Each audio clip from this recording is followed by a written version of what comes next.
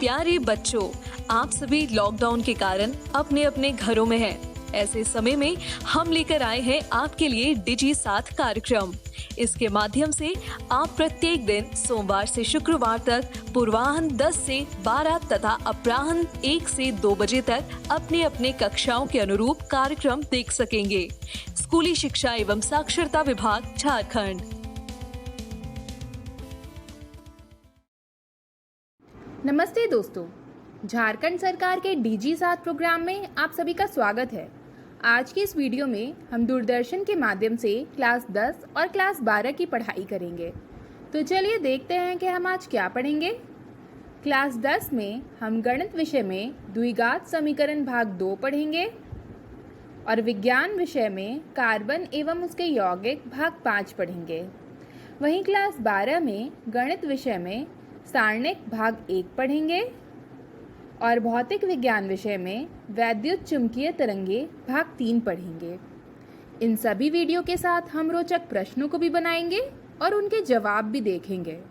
दोस्तों, आप सबसे उम्मीद है कि आपने अपनी कॉपी और पेन अपने साथ रखी होगी और आप सभी पाठ को पढ़ने के क्रम में ज़रूरी बातों को नोट भी करते जाएंगे। तो चलिए शुरू करते हैं आज का एपिसोड।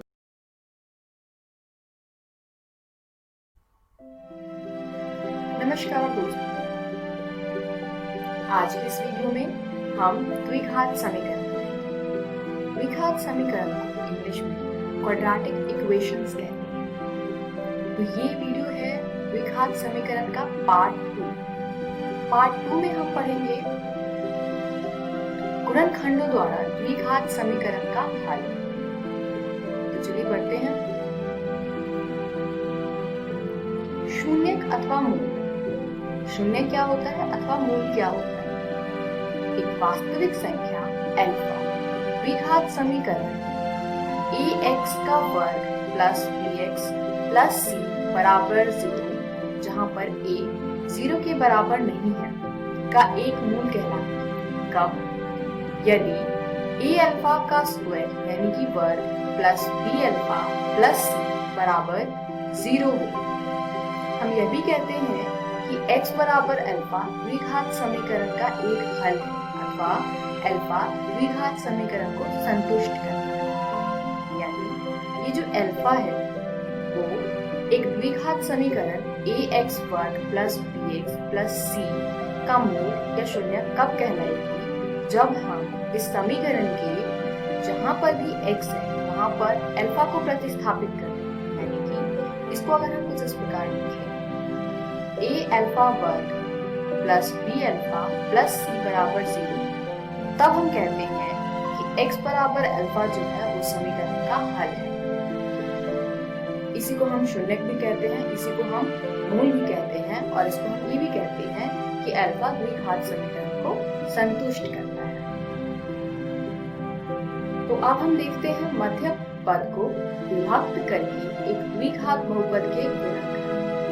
मध्य पद विभक्त को आपने पिछली कक्षाओं में भी किया। चलिए एक बार फिर से करते हैं।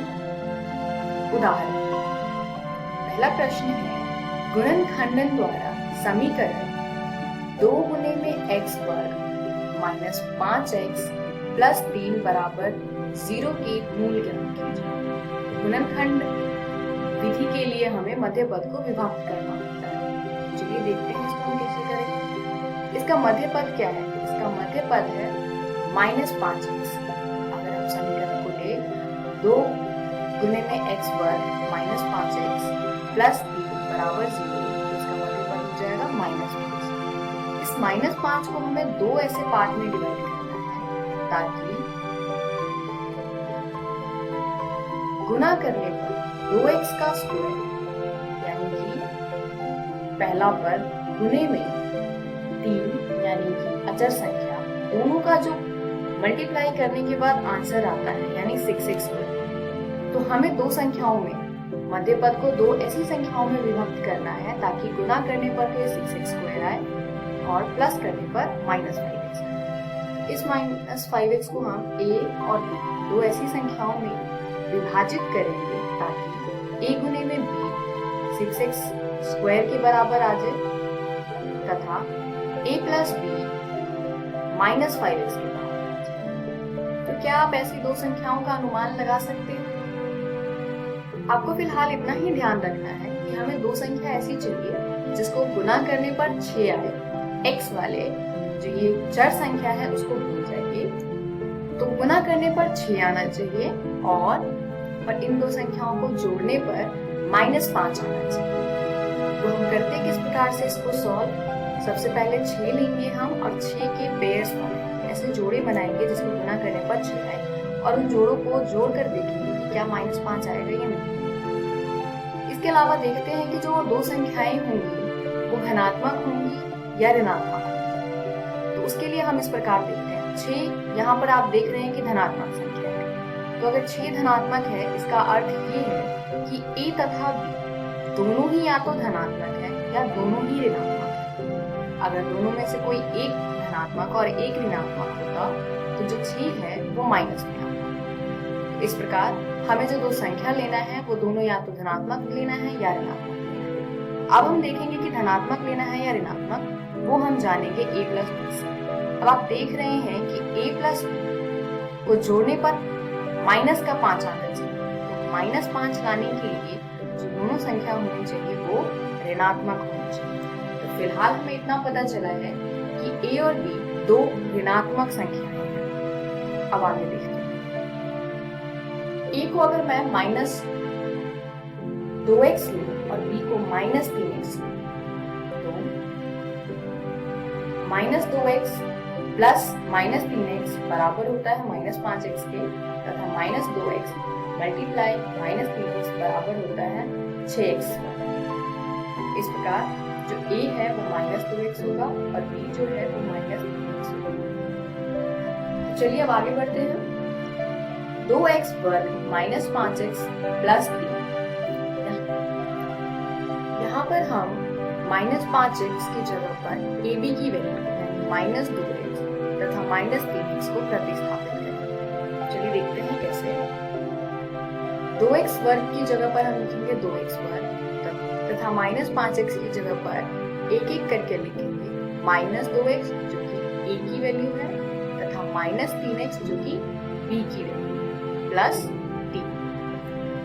अब हम पहले दो पदों में से जो भी उभयनिष्ठ है उसको बाहर निकालेंगे, यानी कि आप देख पा रहे हैं कि 2x वर्ग -2x में 2x उभयनिष्ठ है, तो 2x बाहर आ जाएगा ब्रैकेट में, अंदर बचेगा x माइनस 1। इसी प्रकार अगले दो पदों में से फिर से हम जो उभयनिष्ठ है उसको बाहर लेंगे, तो आप देख सकते हैं कि -3 दोनों ही पदों में उभयनिष्ठ है। इस प्रकार ये आ जाएगा -3 ब्रैकेट x माइनस 1। अब आप देख पा रहे होंगे कि पहले तो हमने हमारे पास 3 पद था, उससे हमने मध्य पद को विभक्त करके 4 पद में बदला और अब 4 पदों को हमने दोबारा से 2 पद बना दिया।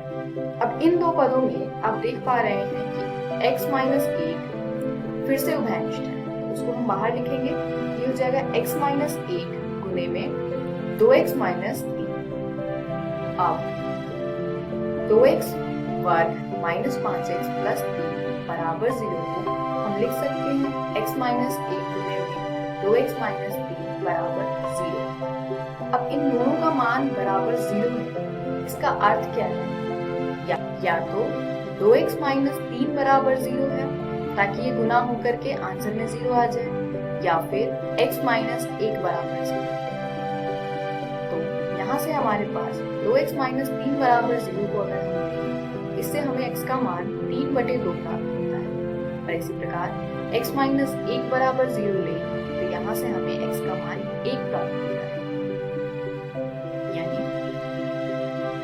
x बराबर 3/2 और x बराबर 1 दिए हुए समीकरण का हल है। 3/2 तथा 1 इस समीकरण का हल है। इसको हम शून्यक भी कहते हैं, इसको हम मूल भी कहते हैं, और ये दोनों जो संख्या है वो इस समीकरण को संतुष्ट भी करते हैं। अब देखते हैं दूसरा प्रश्न। इससे आपको और अच्छे से क्लियर हो जाएगा कि मध्य पद को विभक्त कैसे करना है।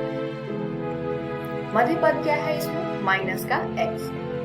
समीकरण है 6x का वर्ग माइनस x माइनस 2 बराबर 0 और इसका मध्य पद है माइनस x। तो चलिए देखते हैं किस प्रकार हम मध्य पद को विभक्त करें। उसके लिए सबसे पहले इस समीकरण का प्रथम पद यानी कि जो x स्क्वायर वाला पद यानी कि माइनस 6x वर्ग गुने में अचर पद यानी कि माइनस 2, इन दोनों को गुना करने पर आता है माइनस 12x का वर्ग। अब हमें मध्य पद यानी कि माइनस x को दो भागों में विभाजित करना है, a तथा b। अब a और b इस तरीके से हमें देखना है ताकि a गुने में b बराबर आए माइनस 12x वर्ग के तथा a प्लस b बराबर आए मध्य पद यानी कि माइनस x के। तो अब हम ये देखेंगे कि a और b धनात्मक होंगे या ऋणात्मक। उसके लिए एक एक करके देखते हैं। सबसे पहले देखिए a गुने में b, वो क्या आ रहा है माइनस 12, यानी दोनों को गुना करने पर ऋणात्मक चिन्ह आना चाहिए। इसका अर्थ ये है कि a और b में से कोई एक ऋणात्मक होगा और दूसरा धनात्मक। अब कौन सा ऋणात्मक होगा और कौन सा धनात्मक होगा वो किस पर डिपेंड करेगा? वो डिपेंड करेगा दूसरे स्टेटमेंट पर, मतलब कि a प्लस, अब आप देख रहे हैं कि a प्लस b बराबर आना चाहिए माइनस x के, यानी ये आ गया नेगेटिव यानी कि ऋणात्मक। तो ऋणात्मक कब आता है किसी दो चीजों का योग? जब बड़ी वाली संख्या जो है वो ऋणात्मक। इसका अर्थ ये है कि a और b में से कोई एक ऋणात्मक होगा और ऋणात्मक कौन सी संख्या होगी? जो दोनों में से बड़ी होगी। चलिए आगे देखते हैं। a और b हम लेंगे, a को लेते हैं 3x और b को लेते हैं माइनस का 4x। अब यहाँ पर आप देखेंगे कि 12 को अगर हम गुणनखंड करें तो 3 और 4 12 के गुणनखंड है, 3 गुने 4 12 होता है और 3 और 4 को अगर हम घटाएं एक दूसरे में से तो 1 आ जाएगा। और जैसे कि आपको अभी बताया गया है कि 3 और 4 में से ऋणात्मक कौन सा होगा? जो दोनों में से बड़ी संख्या है, क्योंकि a प्लस b हमें क्या चाहिए? ऋणात्मक चाहिए।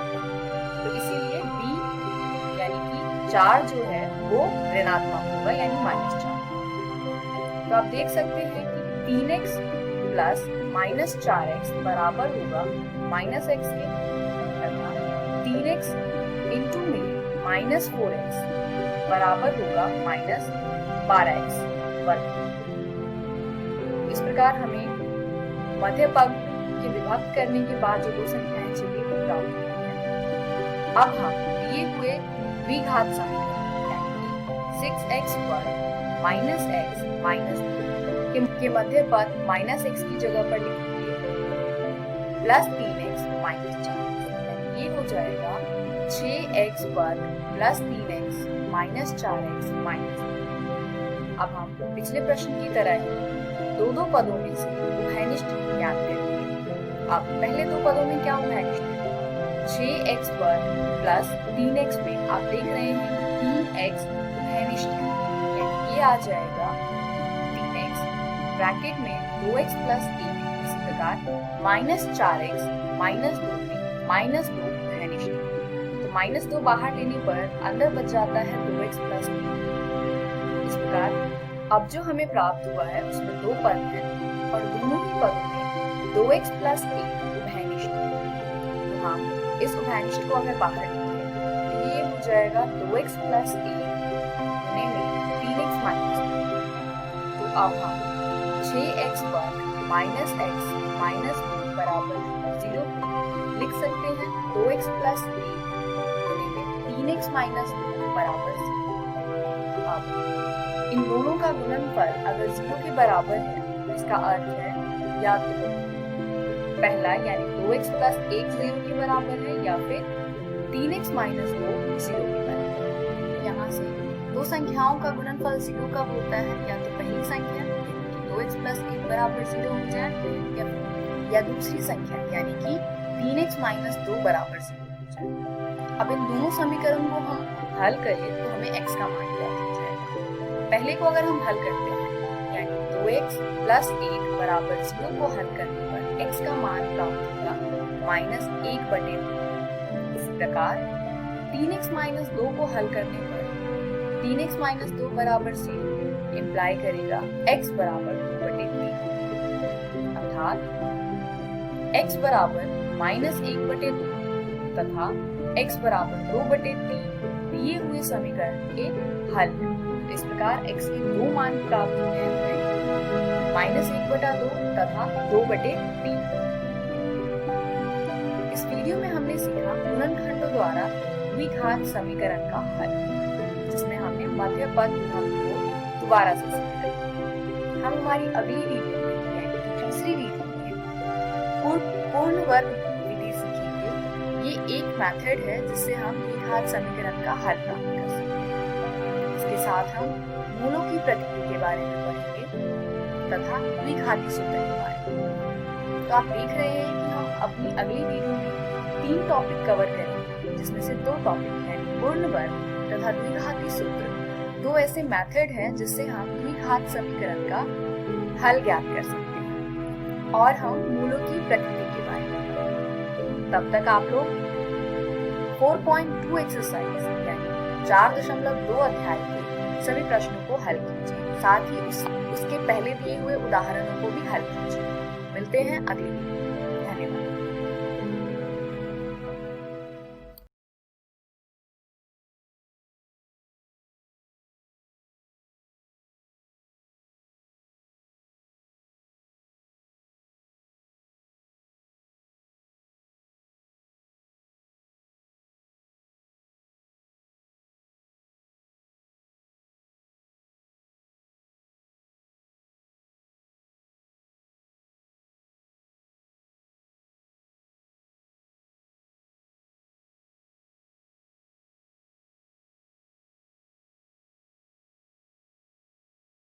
नमस्कार दोस्तों, आज हम कंटिन्यू करेंगे हमारा चैप्टर कार्बन एवं उसके यौगिक।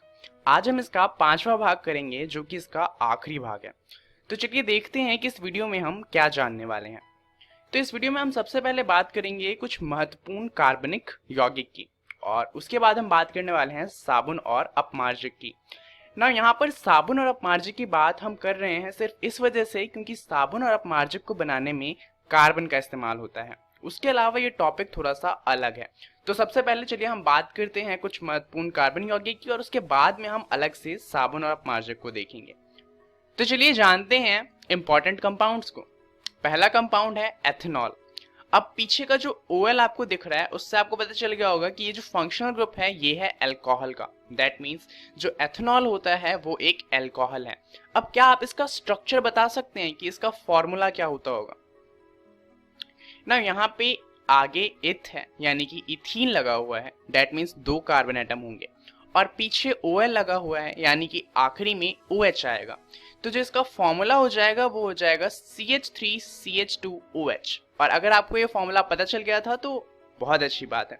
दरअसल होता क्या है कि एग्जाम में कई बार ऐसे भी क्वेश्चन पूछ लेते हैं जहां पर आपको नाम दिया होता है और आपको फॉर्मूला बताना होता है, तो वहां पे बस आपको थोड़ी सी रिवर्स इंजीनियरिंग लगानी है।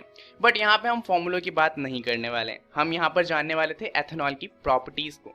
अब इसका जो सबसे पहला पॉइंट है वो ये है कि एथेनॉल को हम सामान्यतः अल्कोहल के नाम से जानते हैं। तो अगर कोई भी अल्कोहल की बात करे और ये मेंशन ना करे कि वो कौन से अल्कोहल की बात कर रहा है, तो हम मोस्ट प्रोबेबली एथेनॉल की बात कर रहे होते हैं। दूसरा पॉइंट ये है कि एथेनॉल कक्ष के ताप पर द्रव अवस्था में होता है, यानी कि रूम टेम्परेचर पे अल्कोहल जो होता है वो लिक्विड यानी कि द्रव अवस्था में पाया जाता है। हमारा तीसरा पॉइंट है कि हर नशीले पेय पदार्थ में एथेनॉल होता है। दरअसल एथेनॉल के अलावा कोई सा भी अल्कोहल जो होता है उसे पिया नहीं जा सकता। For example methanol, butanol, propanol, pentanol और जितने भी अल्कोहल हैं उन्हें पिया नहीं जा सकता क्योंकि वो हमारे शरीर के लिए जहरीले होते हैं। परंतु एथेनॉल को हम फिर भी पी सकते हैं। परंतु एथेनॉल में भी एक कंडीशन है। दरअसल जितने भी पेय पदार्थ होते हैं जिनमें एथेनॉल होता है उनमें बहुत कम मात्रा में एथेनॉल होता है, जैसे कि 0.3% से लेकर ज़्यादातर ड्रिंक्स में 30% के आसपास अल्कोहल मिलता है। उससे ज़्यादा हमें आमतौर पर नहीं देखने को मिलता। ऐसा इसलिए है क्योंकि अगर हम 100% अल्कोहल की बात करें तो वो भी हमारे लिए बहुत ज़्यादा हानिकारक होता है। दरअसल शुद्ध एथेनॉल बहुत ज़्यादा घातक होता है, इतना कि हम उसे पीने के बाद मर भी सकते हैं। परंतु एथेनॉल के और भी बहुत ज़्यादा अच्छे कामों में इस्तेमाल होते हैं। फॉर एग्जाम्पल दवाइयों में इनका बहुत इस्तेमाल होता है। कफ सिरप्स और मेडिसिन जो होती हैं इनमें हम इनका बहुत इस्तेमाल करते हैं। पहला कारण तो ये है कि एथेनॉल में सारी चीज़ें मिल जाती हैं। जैसे कि पानी में कई बार क्या होता है, कुछ दवाइयाँ होती हैं जो पानी में नहीं मिल पाती, परंतु वो एथेनॉल में मिल जाती हैं, तो उन्हें मिलाने के लिए हम एथेनॉल का इस्तेमाल करते हैं। दूसरा, हम कफ सिरप में भी एथेनॉल का इस्तेमाल करते हैं क्योंकि एथेनॉल जो होता है वो एंटीबैक्टीरियल होता है, यानी कि वो बैक्टीरिया को मारता है। तो अगर हम कफ सिरप में एथेनॉल को लें तो हमारे शरीर के अंदर जितने भी बैक्टीरिया होंगे वो मर जाएंगे, और यही कारण है कि इनका हम दवाइयों में बहुत ज़्यादा इस्तेमाल करते हैं। तो ये तो थे एथेनॉल के गुण। चलिए अब इसकी रासायनिक प्रॉपर्टीज़ को जानते हैं। तो एथेनॉल सोडियम से अभिक्रिया करके हाइड्रोजन गैस उत्सर्जित करता है, यानी कि एथेनॉल जिसका फॉर्मूला होता है CH3CH2OH, परंतु यहाँ तो C2H5 लिखा है। दरअसल आप इन दोनों फॉर्मूले को कंपेयर कर सकते हैं, दोनों एक ही फॉर्मूले हैं, वहाँ पर इसे छोटा करके लिखा गया है। और अगर आप यहाँ पर कार्बन, हाइड्रोजन और ऑक्सीजन तीनों के नंबर गिनेंगे तो दोनों बराबर होंगे। सो इनडायरेक्टली दोनों कंपाउंड सेम है, आप दोनों में से किसी का भी इस्तेमाल कर सकते हैं। तो जब हम इसे सोडियम के साथ रिएक्ट करवाते हैं, यानी इन दोनों की जब अभिक्रिया होती है, तो हमें एक कंपाउंड मिलता है और साथ में हमें मिलता है हाइड्रोजन गैस। यहाँ पर जो हमें कंपाउंड मिला है इसका नाम है सोडियम एथोऑक्साइड। तो एथेनॉल जब भी सोडियम के साथ अभिक्रिया करता है तो हमें सोडियम एथोऑक्साइड मिलता है और साथ में हाइड्रोजन गैस मिलती है। असंतृप्त हाइड्रोकार्बन बनाने के लिए भी हम एथेनॉल का इस्तेमाल करते हैं। जब हम एथेनॉल की अभिक्रिया करवाते हैं गर्म सांद्र H2SO4 के साथ तो हमें मिलता है ईथीन और साथ में हमें मिलता है जल। अब यहाँ पर इस अभिक्रिया में जो सल्फ्यूरिक अम्ल है वो निर्जली कारक के रूप में काम कर रहा है। जैसा कि आप यहाँ पर देख सकते हैं, जब हमने एथेनॉल की अभिक्रिया करवाई H2SO4 के साथ तो इसमें से जल अलग हो गया है, इसीलिए यहाँ पर हम कह सकते हैं कि सल्फ्यूरिक अम्ल निर्जली कारक के रूप में काम कर रहा है। चलिए अब बात करते हैं सेकेंड इंपॉर्टेंट कंपाउंड की, जिसका नाम है एथेनोइक अम्ल या फिर एथेनोइक एसिड।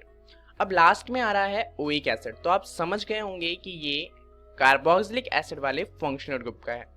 अब ये भी जो रूम का तापमान होता है उस पे द्रव अवस्था में पाया जाता है और इसे हम आम भाषा में एसिटिक अम्ल के नाम से भी जानते हैं। अब एसिडिक अम्ल जो होता है उसका 5 से 8% विलयन जो होता है, यानी कि अगर हम 5 से 8% एसिटिक अम्ल को पानी में मिला दें तो उसे कहा जाता है सिरका। अब ये 5 से 8% जो लिखा है वो कई बुक में आपको 3 से 4% भी मिलेगा। तो ये समझ लीजिए कि जब हम कम मात्रा में एसिडिक अम्ल को जल में मिलाते हैं तो उससे हमें क्या मिलता है, उससे हमें मिलता है सिरका, जिसे हम इंग्लिश में विनेगर के नाम से जानते हैं। अब एसिडिक अम्ल में क्या होता है कि दरअसल जब शीत ऋतु होती है तो उसमें कई बार ये जम जाता है। वैसे तो रूम तापमान पे ये द्रव अवस्था में होता है, परंतु शीत ऋतु में तापमान थोड़ा ज़्यादा कम हो जाता है और इसलिए कई बार ये जम जाता है, और इसीलिए हम इसे ग्लेशियल एसिटिक एसिड या फिर ग्लेशियल एसिटिक अम्ल के नाम से भी जानते हैं, क्योंकि ये सर्दियों के मौसम में कई बार जम जाता है। चलिए अब इसके रासायनिक गुणों की बात करते हैं। जब एथेनोइक अम्ल जो होता है वो अभिक्रिया करता है एथेनॉल के साथ, जिसकी बात हमने अभी थोड़ी देर पहले करी थी, तो ये बनाता है एस्टर, यानी कि जब हम एथेनोइक एसिड यानी कि CH3COOH के साथ अभिक्रिया करवाते हैं एथेनॉल की तो हमें मिलता है एक कंपाउंड जिसको हम एस्टर के नाम से जानते हैं और साथ में हमें मिलता है जल। अब यहाँ पर आप इस अभिक्रिया को देख सकते हैं किस तरीके से इसमें से एक H और 2 OH अलग होके वाटर बनाते हैं, यानी कि जल बनाते हैं, और बाकी का जो कंपाउंड होता है वो आपस में जुड़ के एस्टर बनाता है, जिसका केमिकल नेम है इथाइल एथोनेट, बट हम इसे आम भाषा में एस्टर के नाम से जानते हैं। अब एस्टर जो है वो एक बहुत इंपॉर्टेंट कंपाउंड है। ऐसा क्यों, चलिए जानते हैं। दरअसल एस्टर जो होता है इसमें सामान्यतः सुगंध मृदु होती है और यही कारण है कि इसका इस्तेमाल हम परफ्यूम बनाने में करते हैं। उसके अलावा इसका इस्तेमाल होता है स्वाद उत्पन्न करने वाले कारकों के रूप में। तो यानी कि एक तो इत्र बनाने में यानी कि परफ्यूम बनाने में इनका बहुत इस्तेमाल होता है, और दूसरा जो हम चीज़ें खाते हैं उनके अंदर आर्टिफिशियल फ्लेवर यानी कि आर्टिफिशियल स्वाद डालने के लिए हम इनका बहुत ज़्यादा इस्तेमाल करते हैं। इसके अलावा अगर हम बात करें एस्टर की, तो सोडियम हाइड्रोक्साइड के साथ जब ये अभिक्रिया करता है तो फिर से हमें जिनसे ये चीज़ बनी थी वो मिल जाती है, यानी कि अल्कोहल मिल जाता है और कार्बोक्सिलिक अम्ल जो होता है वो वापस मिल जाता है। अभिक्रिया कुछ इस प्रकार होती है। एस्टर अभिक्रिया करता है सोडियम हाइड्रोक्साइड के साथ और हमें मिलता है कार्बोक्सिलिक एसिड और इथेनॉल। अब ये जो अभिक्रिया है इसे हम साबुनीकरण के नाम से जानते हैं। ऐसा इसलिए क्योंकि इस अभिक्रिया का इस्तेमाल होता है साबुन बनाने के लिए। जैसा कि हमने वीडियो की शुरुआत में बात करी थी कि साबुन बनाने में कार्बन का इस्तेमाल होता है। चलिए अब बात करते हैं एथेनोइक अम्ल की कुछ और रासायनिक गुणों की। जैसा कि हम नाम में देख सकते हैं कि ये एक एसिड है, यानी कि अम्ल है, तो ये अम्ल की तरह बिहेव करना चाहिए, तो वही होता है। खनिज अम्ल की भांति एथेनोइक अम्ल भी सोडियम हाइड्रोक्साइड जैसे क्षारकों के साथ अभिक्रिया करके लवण तथा जल बनाता है। जैसा कि बाकी एसिड यानी कि बाकी अम्ल करते हैं, वो जब बेस के साथ यानी कि क्षारक के साथ अभिक्रिया करते हैं तो हमें मिलता है लवण और जल। उसी तरीके से एथेनोइक अम्ल भी अभिक्रिया करता है। जैसा कि आप यहाँ पर देख सकते हैं, एथेनोइक अम्ल जब सोडियम हाइड्रोक्साइड के साथ अभिक्रिया करता है तो हमें एक लवण मिलता है और साथ में मिलता है जल। यहाँ पर CH3COOH हमारा अम्ल है, NaOH एक बहुत ही ज़्यादा स्ट्रॉन्ग क्षारक है और साथ में हमें यहाँ पर मिलता है हमारा लवण जो कि है सोडियम एथोनेट और साथ में हमें मिलता है जल। इसके अलावा अगर हम बात करें तो कार्बोनेट एवं हाइड्रोजन कार्बोनेट के साथ जब एथेनोइक अम्ल अभिक्रिया करता है, यहाँ पर कार्बोनेट हो जाएगा Na2CO3 और हाइड्रोजन कार्बोनेट हो जाएगा NaHCO3। दोनों के साथ ही जब अभिक्रिया होती है तो हमें कंपाउंड जो मिलते हैं प्रोडक्ट के रूप में यानी उत्पाद, वो सेम मिलते हैं। पहला तो हमें मिलेगा एक लवण जो कि है सोडियम एसीटेट और साथ में हमें मिलता है जल और कार्बन डाइऑक्साइड। तो ये थे हमारे गुण एथेनोइक अम्ल के। चलिए अब बात करते हैं साबुन और अपमार्जक की, कि साबुन किस तरीके से काम करता है और अपमार्जक की हमें ज़रूरत क्यों पड़ती है। अब साबुन की बात करें तो साबुन बना होता है सोडियम और पोटेशियम के लवणों से मिलकर। ये साफ सफाई के काम में इस्तेमाल किया जाता है, परंतु ऐसा कर कैसे पाता है। दरअसल साबुन जो होता है वो माइसेल फॉर्म करता है। यहाँ पर इसका जो एक पार्ट होता है वो होता है हाइड्रोफिलिक पार्ट, यानी कि जो पानी से आकर्षित होता है, और एक होता है हाइड्रोफोबिक पार्ट जो पानी से दूर भागता है। तो होता क्या है कि जब भी जो कोई धूल मिट्टी के कण होते हैं वो हाइड्रोफोबिक से आकर्षित हो जाते हैं और हाइड्रोफोबिक पार्ट उनके पास चला जाता है, परंतु हाइड्रोफोबिक पार्ट अगर उनके पास जाएगा तो साथ में हाइड्रोफिलिक पार्ट भी जाएगा जो उनसे दूर रहेगा थोड़ा सा। इससे होता क्या है कि जो गंदगी के कण होते हैं उनके आसपास हाइड्रोफिलिक यानी कि पानी से आकर्षित होने वाले कणों का एक गोला बन जाता है। तो एक तरीके से ये समझ लीजिए कि अब जो हमारा धूल का कण था वो पानी से आकर्षित हो रहा है। तो जैसे ही हम उसे फिर से पानी में डालेंगे, मान लीजिए आप अपने हाथ को धोना चाहते हैं या फिर कपड़ों को, तो जैसे ही आप उसे पानी में डालेंगे और वापस से बाहर निकालेंगे तो इस बार जितने भी धूल के कण होंगे वो पानी में ही रह जाएंगे और इस तरीके से जो सफाई का काम होता है वो हो पाता है। अब चलिए जानते हैं कि हमें अपमार्जक की जरूरत क्यों पड़ी। दरअसल जो अपमार्जक होते हैं इनकी जरूरत हमें इसलिए पड़ती है क्योंकि कभी कभार साबुन जो होता है वो जल में नहीं घुल पाता। ऐसा इसलिए होता है क्योंकि पानी में उपस्थित कैल्शियम और मैग्नीशियम लवण जो होते हैं वो साबुन के साथ अभिक्रिया कर लेते हैं और उससे जो हमारा माइसेल होता है वो बन ही नहीं पाता। ऐसे जल को कठोर जल कहते हैं और अपमार्जक का उपयोग करके इस समस्या से निपटा जा सकता है। ऐसा इसलिए क्योंकि अपमार्जक के अंदर पहले से हमने कुछ ऐसे लवण मिलाए होते हैं जो इन कैल्शियम और मैग्नीशियम लवणों के साथ अभिक्रिया कर लेते हैं और उससे जो हमारा साबुन वाला पार्ट है यानी कि जो माइसेल बनाता है वो इनसे अभिक्रिया नहीं करता और फिर भी माइसेल बना पाता है। तो इस अध्याय में इतना ही। चलिए जानते हैं इस अध्याय में हमने क्या क्या जान लिया। सबसे पहले हमने बात करी कुछ महत्वपूर्ण कार्बनिक यौगिक की और उसके बाद हमने जाना साबुन और अपमार्जक को। धन्यवाद।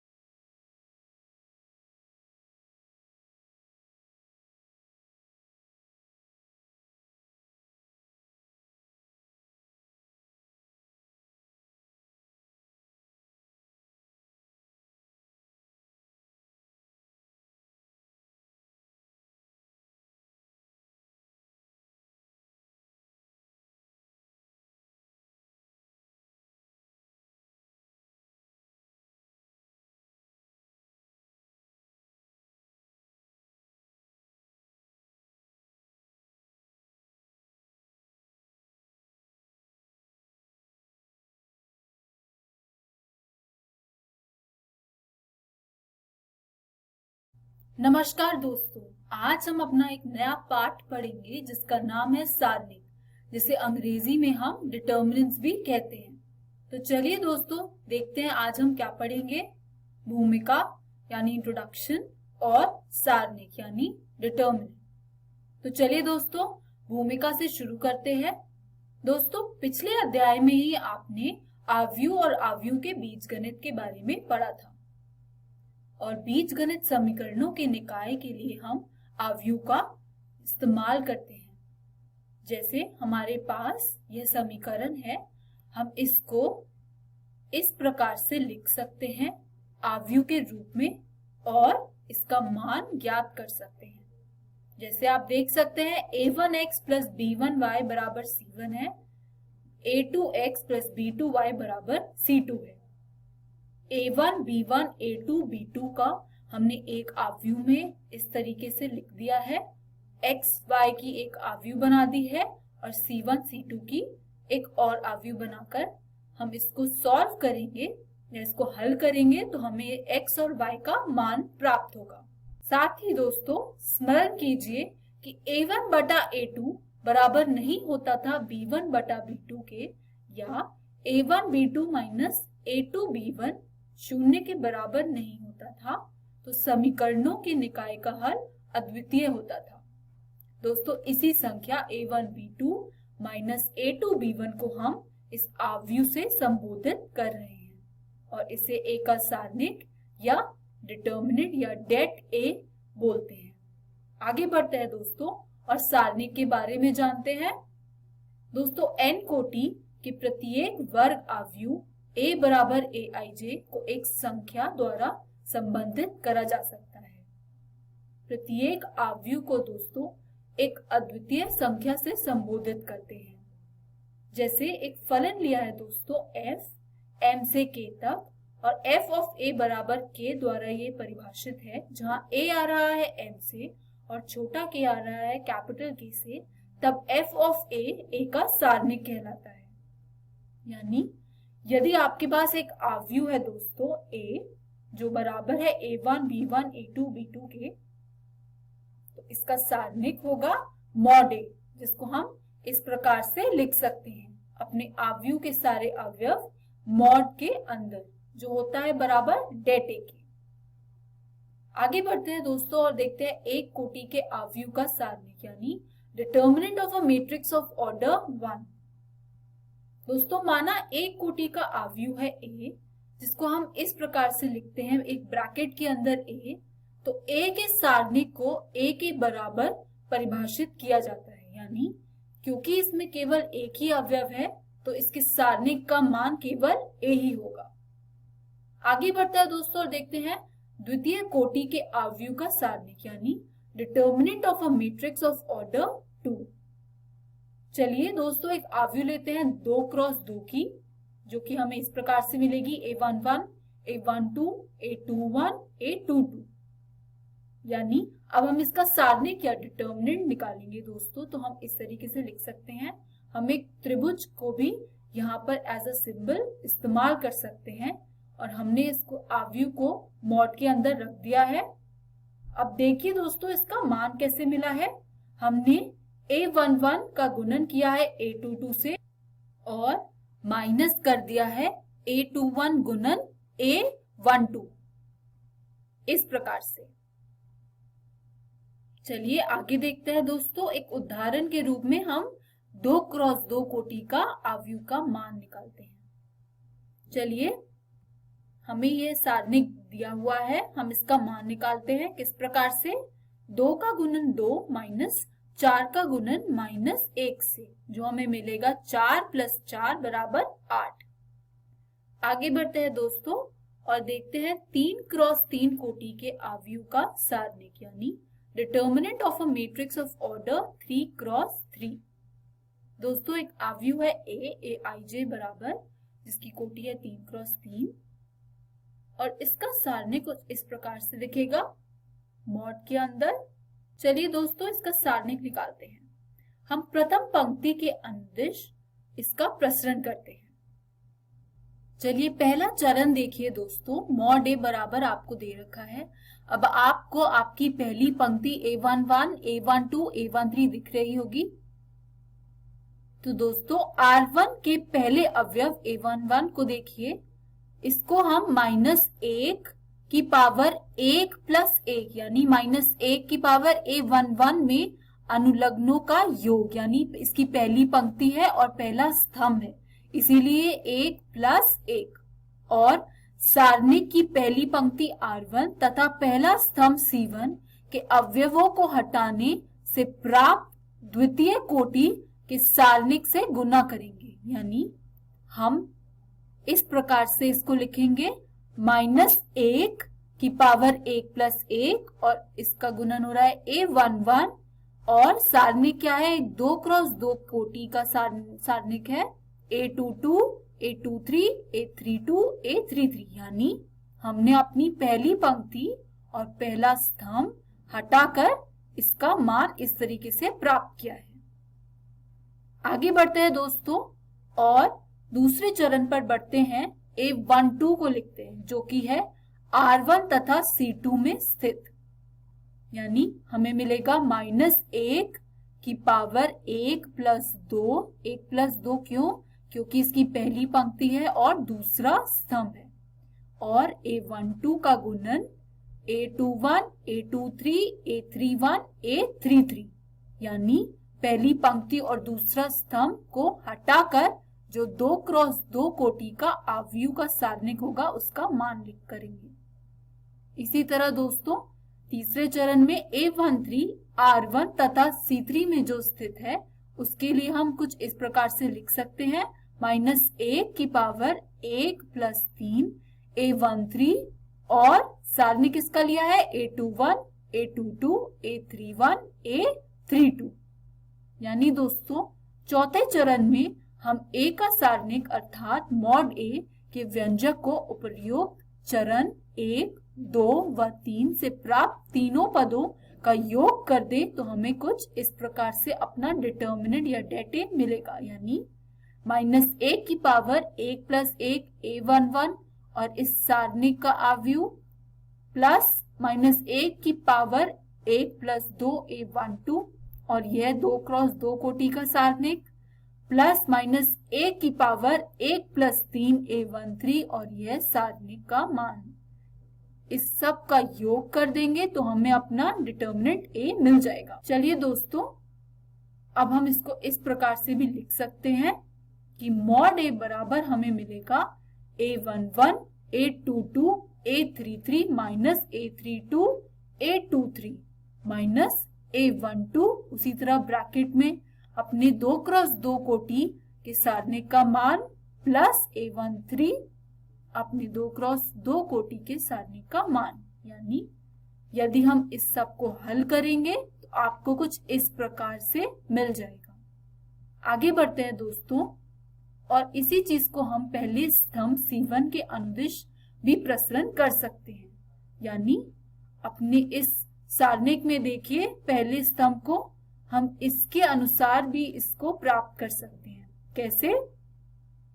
mod A बराबर कुछ इस प्रकार से दिखेगा, -1 की पावर 1 + 1 A11 mod में A22, A23, A32, A33, यानी पहली पंक्ति और पहला अवयव को हटाकर 2 × 2 कोटि का मान। इसी तरीके से A21 के लिए हम लिख सकते हैं -1 की पावर 2 + 1 A21 और 2 × 2 कोटि का सारणिक। यहाँ पर दोस्तों दूसरा स्तंभ और पहली पंक्ति को हटाकर 2 × 2 कोटि के सारणिक का मान लिखेंगे। इसी तरह हम अपने तीसरी पंक्ति और पहले स्तंभ के लिए यानी A31 के लिए भी इस प्रकार से अपना मान निकाल सकते हैं, यानी mod A बन जाएगा कुछ इस प्रकार से दोस्तों जब हम इसको हल करेंगे और हमें इसका मान इस तरीके से मिल जाएगा। अतः एक सारणिक को हम किसी भी पंक्ति या स्तंभ के अनुदिश प्रसरण करने पर हमें मान प्राप्त होता है। आगे बढ़ते हैं दोस्तों और एक उदाहरण करते हैं। डेल्टा बराबर इस सारणिक का मान ज्ञात कीजिए। चलिए दोस्तों ध्यान दीजिए कि तीसरे स्तंभ में 2 प्रविष्टियां शून्य हैं, यानी कभी भी आपको प्रश्न में शून्य मिले, उस स्तंभ या पंक्ति के अनुदिश हम प्रसरण करते हैं। यानी यहाँ पर हम अपना, आप तीसरा स्तंभ देखिए, तो इसका पहला अवयव है 4 और इसका गुणन हो जाएगा दोस्तों -1, 3, 4, 1 इस 2 क्रॉस 2 कोटि के सारणिक से। यानी हमारा यह पहली पंक्ति और तीसरे स्तंभ में है।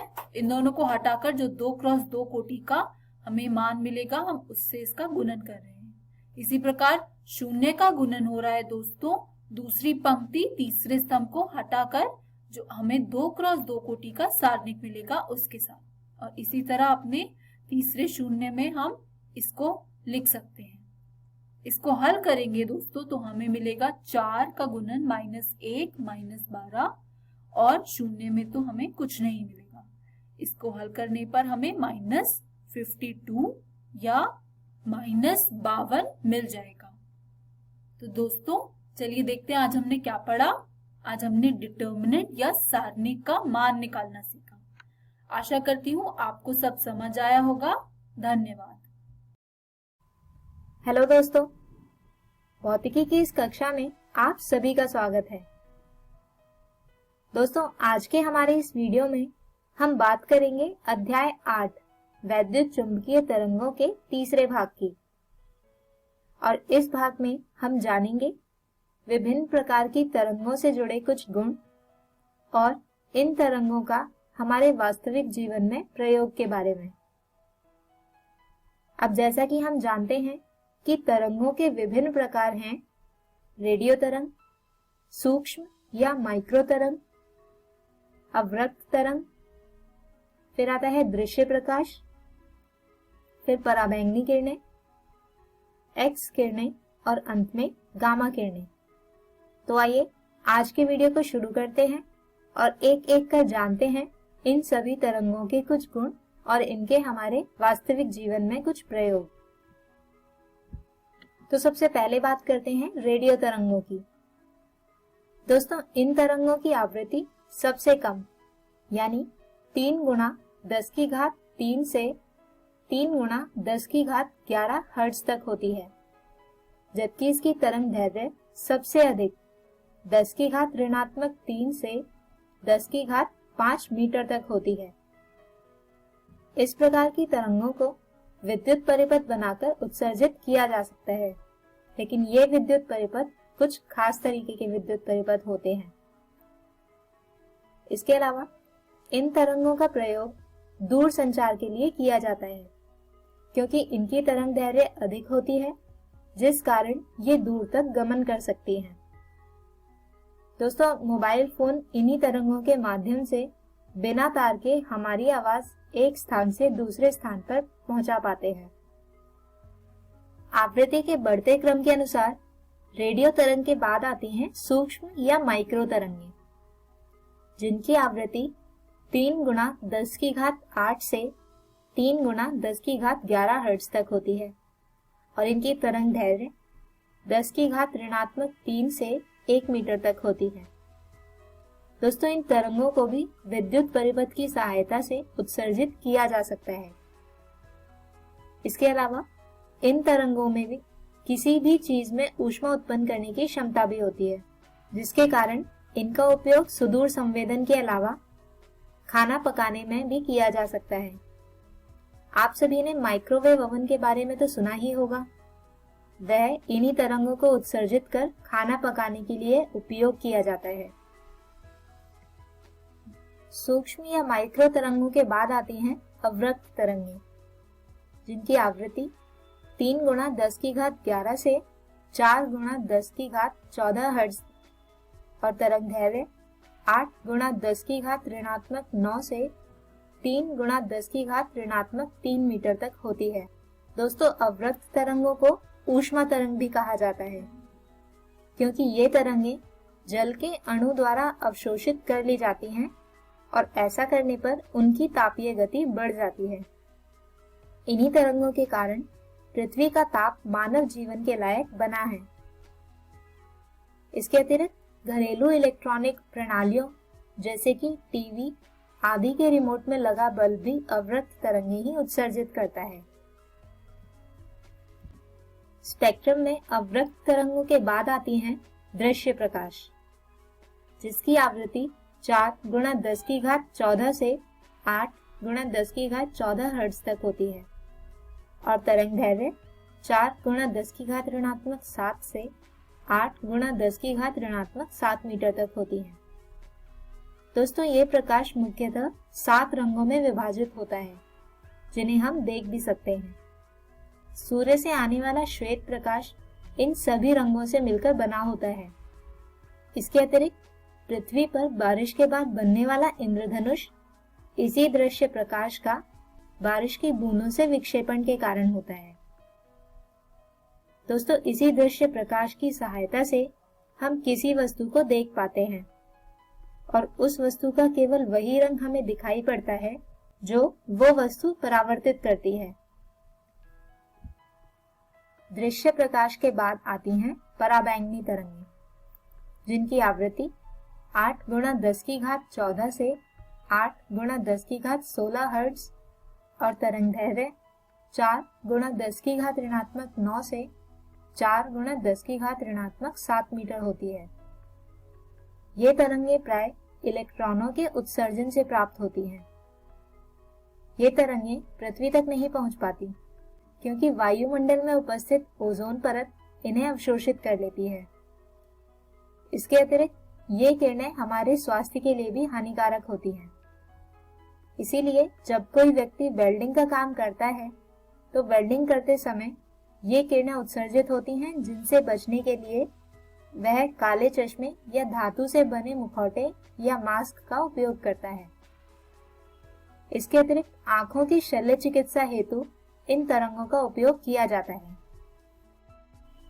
इसके बाद आती हैं एक्स किरणें, जिनकी आवृत्ति 10⁻16 से 3 × 10⁻19 हर्ट्ज और तरंग दैर्घ्य 10⁻11 से 3 × 10⁻8 मीटर तक होती है।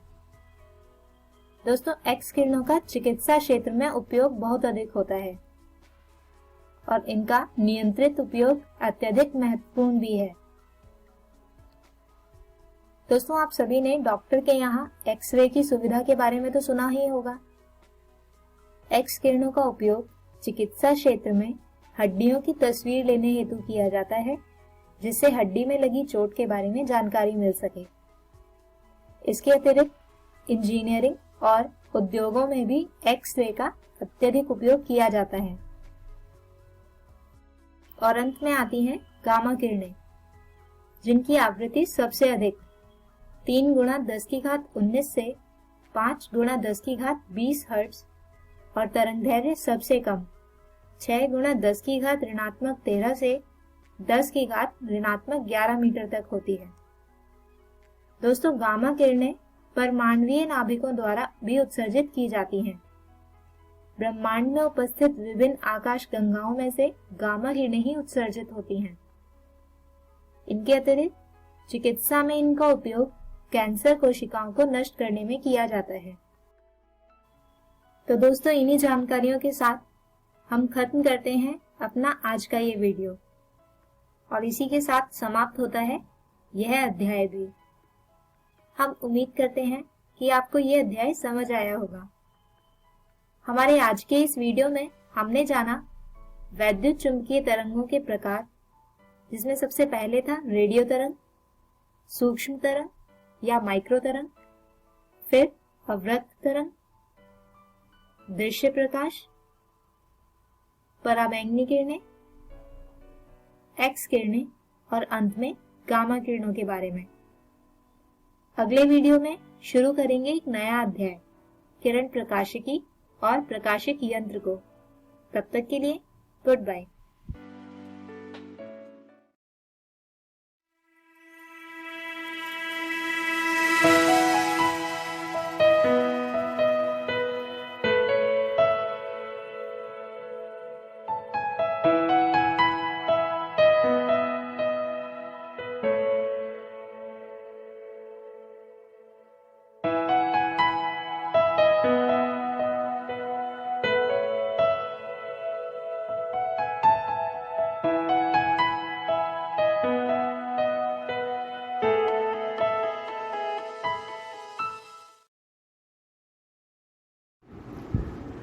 हेलो दोस्तों, आशा है आप सबको आज पाठ पढ़ के बहुत मज़ा आया होगा। तो चलिए देख लेते हैं कि आज हमने क्या पढ़ा। बच्चों, हमने आज गणित विषय में द्विघात समीकरण भाग 2 पढ़ा और विज्ञान विषय में कार्बन एवं उसके यौगिक भाग 5 पढ़ा। वहीं क्लास 12 में गणित विषय में सारणिक भाग 1 पढ़ा और भौतिक विज्ञान में वैद्युत चुंबकीय तरंगे भाग 3 पढ़ा। इन सभी वीडियो पर आधारित हमने रोचक प्रश्नों को भी बनाया। अब देखते हैं दोस्तों कि हम कल क्या पढ़ेंगे। बच्चों, कल हम क्लास 10 में सामाजिक विज्ञान में भूमंडलीकृत विश्व का बनना भाग 1 पढ़ेंगे और इंग्लिश में मिजबिल द ऑटर पार्ट 1 पढ़ेंगे। वहीं क्लास 12 में रसायन विज्ञान में तत्वों के अलगाव का सामान्य सिद्धांत और प्रक्रियाएं और जीव विज्ञान में वंशगति तथा विविधता के सिद्धांत भाग 5 पढ़ेंगे। एक ज़रूरी सूचना, आज का प्रसारित एपिसोड का पुनः प्रसारण YouTube पर भी किया जाएगा। आप DG7 इकोवेशन YouTube पर सर्च करके इस तक पहुंच सकते हैं। धन्यवाद।